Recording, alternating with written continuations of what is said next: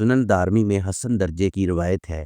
سیدنا عبداللہ بن عباس رضی اللہ عنہما فرماتے ہیں، جو شخص سورہ یاسین صبح کے وقت پڑھے گا اس دن شام تک اسے آسانی ملے گی، اور جو رات کے شروع میں پڑھے گا اسے اس رات صبح تک آسانی ملے گی۔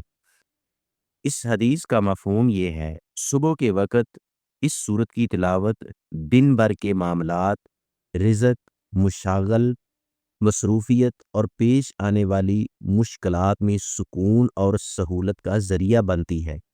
اسی طرح رات کے شروع میں پڑھنے سے انسان کو رات کی پریشانیاں، خوف، ڈر اور بے چینی، جادو جنات، نظر بد، آسیب سے حفاظت ملتی ہے، اور صبح تک دل مطمئن رہتا ہے۔ یہ آسانی دل کے اطمینان اور اللہ پر توکل کی صورت میں نصیب ہوتی ہے۔ سورۃ یاسین میں توحید، رسالت، آخرت اور اللہ کی قدرت کا بیان ہے، جو مسلمان کے ایمان کو تازہ کرتا ہے۔ ایمان کی یہ مضبوطی ہی دراصل مشکلات میں آسانی کا سبب بنتی ہے۔